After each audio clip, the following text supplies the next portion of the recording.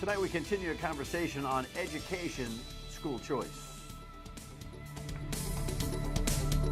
Welcome into My State of Mind. I am Dan York. Yes, last night you may have seen, I hope that you saw, either here at 7:30 or here at 11:30 or online at foxprovidence.com, where we put the show up after the 7:30 showing. The conversation we had with the folks from the Center for Freedom and Prosperity, and a quasi-discussion and a little bit of debate over school choice. I thought the conversation was so important with Mike Stenhouse and Gertrude Jones that I asked if they would stay for an additional segment, which we are going to air tonight. So, having said that, and with time being of the essence, because we know how long that conversation lasted because we recorded it last night, let us race to the rundown and talk about some of the things in the news on this Wednesday, January 14th, 2015. Yeah, it doesn't make sense, right? We'll talk about it in a moment here. When it comes to the Paw Sox, it seems like state and local officials are doing just that. Some nice sentiments from the governor on homelessness, sentiments for sure, and police sentiments. See, I didn't even remember that I had sentiment in the next line. It must be association. Progress in Kingston, you bet. After last night, wow, what a ball game. All right, let's talk about this. The headline under this concept that we write here, Atheist Miracles, in the New York Daily News, and similar headlines across the world. 54 arrested for hate speech glorifying terrorism. All of that is getting a little hectic out there right now. And also some 3 to 5 million copies now they're printing of this newspaper, the satirical newspaper that max on an average week would print 60,000 copies, kind of like the size of the Providence Phoenix before that met its demise. Here's a little ditty from CBS. Newspaper vendors in Paris told some people to come back tomorrow when they'll have more copies of the survivors edition of Charlie Hebdo. Publishers are printing 5 million copies of the satirical magazine, 2 million more than planned, to honor 12 people killed 1 week ago when Islamist militants stormed the newsroom. A top commander of al-Qaeda in Yemen claimed responsibility for last Wednesday's massacre.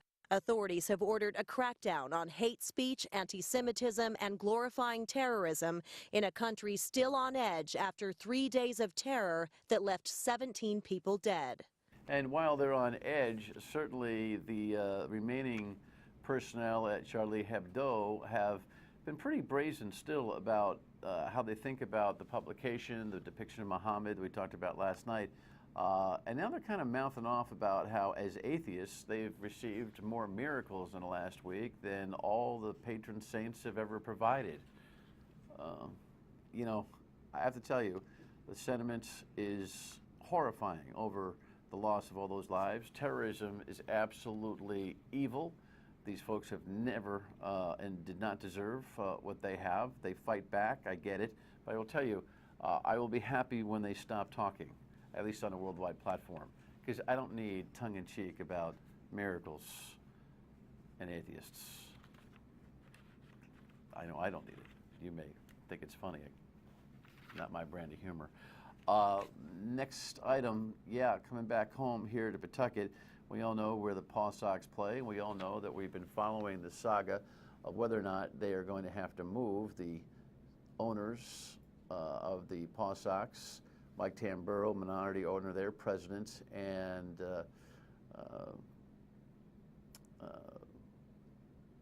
the senior owner, the widow of Ben Mondor. Sorry about that, just a little brain spasm for a second. But Madeline Mondor has a big decision on her hands, it seems, and as a 70% plus owner, she's got all the controlling interest in selling that franchise. There are a lot of folks that are kind of standing around and wondering what's going on, including the mayor of Pawtucket, who spoke to WPRO's Morning News this morning. You know, in all honesty, we don't know. You know, we've reached out to the organization. You know, there's definitely something that's happening. We don't know what. You know, they're a private business, and we try to respect that and want to respect that. My goal was, when I reached out to the existing Paw Sox leadership, you know, Mike Tamburro and them, was to tell them, listen, you know, we want them here in Pawtucket. We want them in the state of Rhode Island. You know, it's just inexcusable. Listen, all due respect to Mayor Grebian, who seems like he's doing a real good job. I'd like to have him here to talk more about this. we don't have a proactivity when it comes to the intel for economic development. And right now, city and state officials shouldn't be left holding their breath like everybody else wondering about this. They should have been in the middle of this in the beginning. Listen, there are two options for the new owners should this whole thing happen. One, they've got a plan for remodeling McCoy, no doubt, or they got their own plan for moving. And at this point, it seems like state and local officials will just be listening and taking notes at best. On the idea of homelessness, that there shouldn't be, well, I think we'd all second that motion, right? Sentiment sometimes rules the day. Headline, the quote from the governor and the sound from the governor. And I love the goal of ending homelessness because we know how to do it. Build affordable housing and get people homes. Right. And the fact of the matter is nobody should be homeless. Now, that's really not a fact of the matter. The truth of the matter is Jesus told you that there will always be the poor, parentheses, the homeless. What would all the nonprofits do without the ability to house the homeless? I'm not suggesting that homelessness is a great choice. It's unfortunately a stage in life for many, and some choose it. It's not that simple. I get the sentiment, I support the sentiment, but it's not that simple, Governor, and you know that. Next item, police sentiments. The vigil last night at the cathedral. A whole bunch of people showed up, hundreds, perhaps 1,000 people at the cathedral in Providence. Here was some coverage.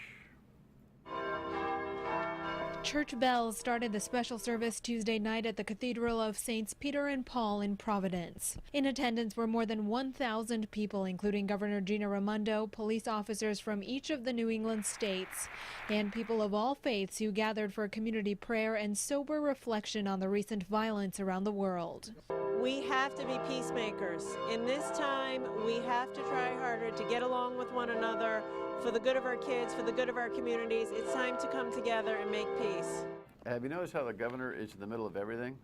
I mean, that's what happens. That's why we pay so much attention to gubernatorial elections.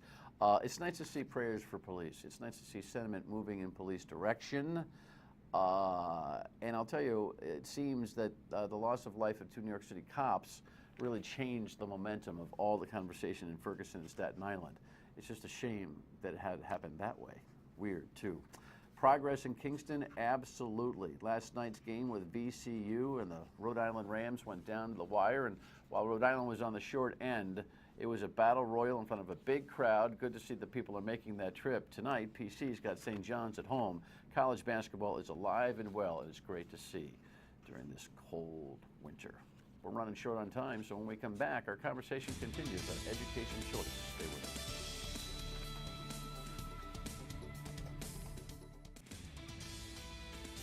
Welcome back in.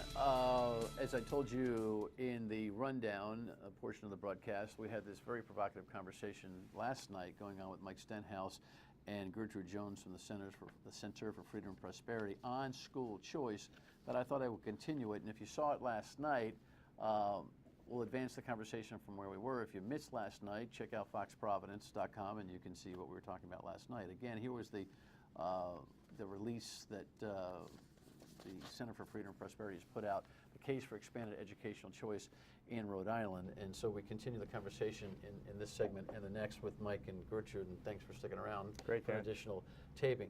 You are, you said something to me after our taping of the first show that I thought was kind of extraordinary, as you expounded on the idea that if you could get the prorated per student follow the money value, which right now is what in the city of Providence would be $13,000 I'm not or sure. more. I think it's a little more now. Yeah. Yeah, but say it was $13,000. Sure. Tell me again what you think you could do if, Sure. as a parent, you were paid $13,000 to even homeschool.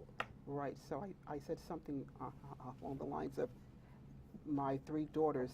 If I got $13,000, so $39,000, I could ensure and guarantee that at the end of their schooling years, they would be well versed in reading, math, the sciences.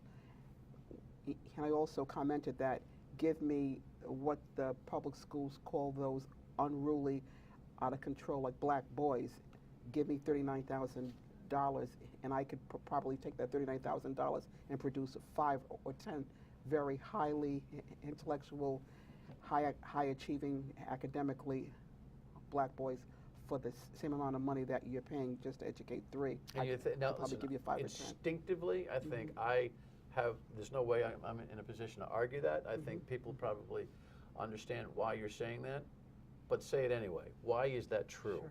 Based on the cultural competency of understanding my culture, understanding because I have four black grandsons, how they think it is different. Being culturally competent is always a positive, and when we look at the large numbers of Latinos who are now in our school systems across the state, the language issue is always something that appears to be a barrier. I was telling Mike when I was on the school board back in the 90s, we were putting some new policies in terms of mandating that the clerks at the front desk in each school be bilingual, so that parents could have access to the school and be able to advocate for their children. So the whole language issue, so the idea that that same cultural competency that we were trying to put in for the Latinos, same thing for the black culture or the Asian culture, just the basics on first understanding how that culture thinks and operates, and then you can instill the academics. That's fascinating commentary. Yeah, let me add something to that based on experience from our center. I didn't live it like Gertrude has, but we did an essay contest in 2013 with a lot of inner city kids. Brought a tear to your eye to read the essays. How would school choice have changed your life? And basically the takeaway is our parents told us we understood at some level we needed a better education, but when we didn't test into classical, when we weren't lucky enough to win a charter school lottery, and when we realized we can't afford a private school, we knew it was over and we gave up. It's a common So theme. you talk about, Common theme. so just being in that environment, you've now lost the kid. And some of the You're students. saying that kids are able to actually articulate that. Yeah, we had Do 2 you hear- essay do you hear contest that a winners. lot? Absolutely, absolutely. And what can be more tragic than a kid giving up on his or her future? And this is what we cannot allow in this state. Talk to me more about this cultural thing. Are you telling me that this is the kind of thing that even in the public school system today, it can't be what? Translated, articulated, formed, culturalized, what? Well, I guess it could be if you had people from other cultures who would take the time to learn the culture, learn the language. You know, it would just be a better system, because now the students are able to articulate what they feel, why they're doing certain things, and why the behavior is certain ways, because that's how we do it in our culture. So I think that having the whole child be part of the education, what is their culture? So is the culture different from white America culture? Is that what you're telling me? So much so that you can't have black and white kids and Latino kids in the same classroom, Oh, all not at learning all. from the same teacher? Well, it depends, and again, right, do they understand the language and the nuances of that culture? There have been so many studies out there, and again, because I'm black, I'm African American, about black boys, and that they just have more energy. When you look at, they had studies of viewing the classrooms, that when the black boy would raise their hand, like who would the teacher call on first, and things like that. And when they had a black male teacher in front of them, and they looked at the scores, you know, I'm talking about black boys, but I think you could probably translate the same thing for other cultures too, including white males. Having a white male teacher, if you were a white male, you just resonate. I don't know if you see him as a father figure, uncle, you know, reminds you of somebody. Okay, so Can I yeah, because I know you want to. Yep. So we're going to circle back and talk about why this fascinating conversation pertains specifically to the school choice debate on our General Assembly floor this year. Stay with us.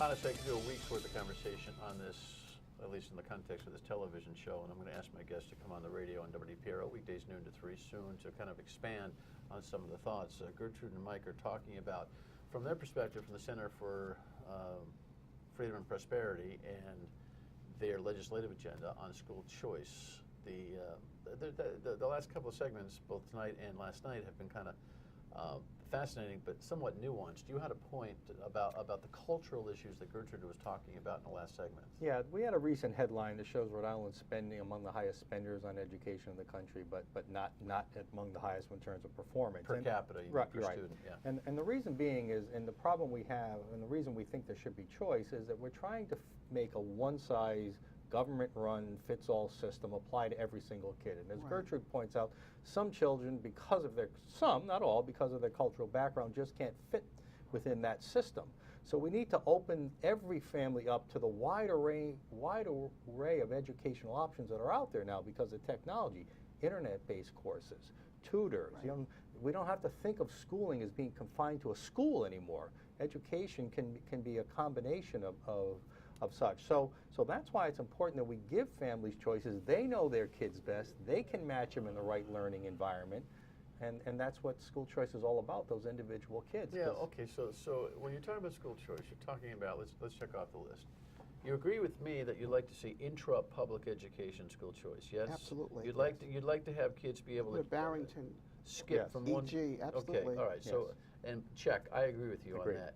It also requires substantial investment in transportation because the real discrimination is, in fact, we have a version of school choice right now. We just do. don't have a transportation system to support it.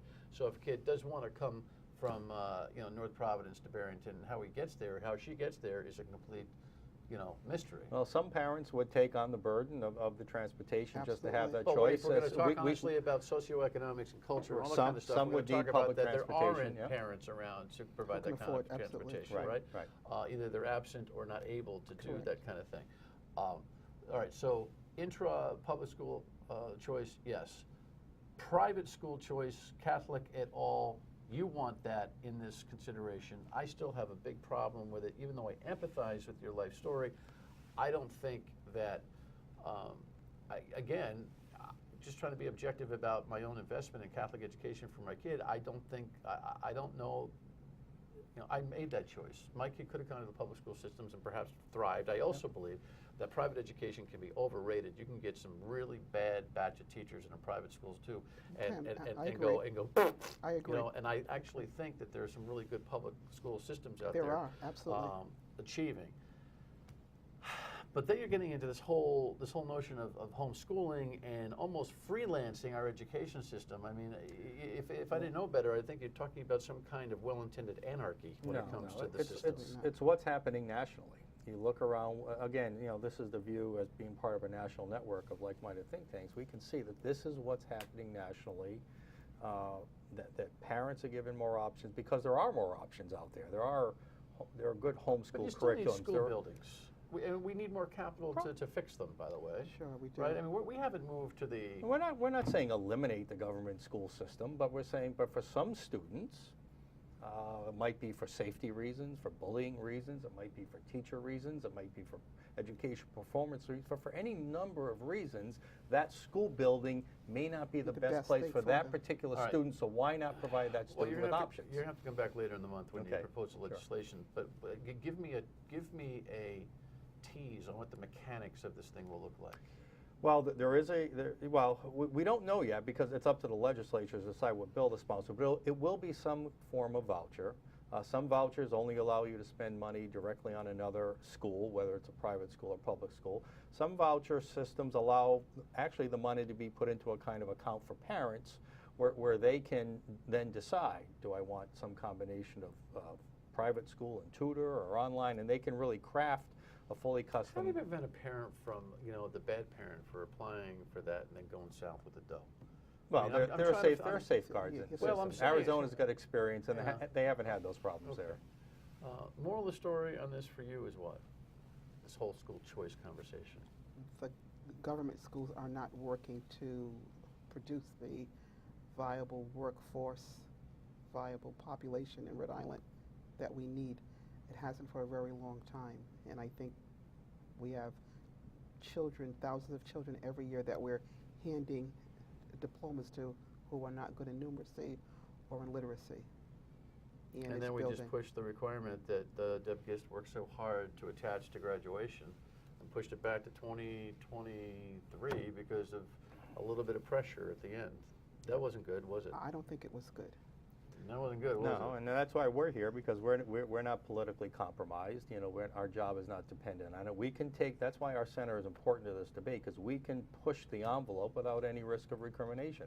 I'm not going to get fired. I'm going to actually get praised by my donors for pushing for educational freedom for our people. So this is why it's important that we can stimulate the debate. Brighttoday.org is a dedicated website. Well, if you can. we'll do as many shows on this as necessary, and we'll bring in some folks other than me who will play more than the devil's advocate. Sure. Because a lot of folks think you're out of your minds with this idea that you will rip out the guts of the public school system, right? I mean, No, public school systems but you understand improve. that you understand know there are that? people who believe that. Right, That and that's one of the myths. The studies show, like this, show that public school systems actually improve because of the competition. Absolutely.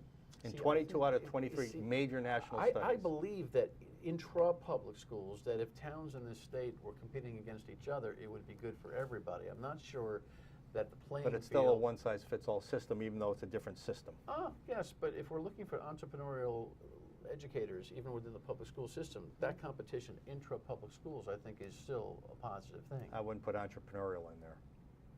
Well, there are entrepreneurial educators stuck inside a system. Right. That's why we're saying allow them to move outside the system and allow them to educate Create the their own kids. thing. Exactly, create That's their own exactly what we're thing. saying. All right, thanks for coming. I appreciate it. Here's another thought that I want to leave you with. Right, you know, I said that. Hold on, I'm still on the air. Okay. Who's on their own show now? That's I'll say one more thing when we come back. You know, your state of mind is important, and maybe you've got some reaction to this important conversation about school choice. Here's how you get in touch, 228-1886.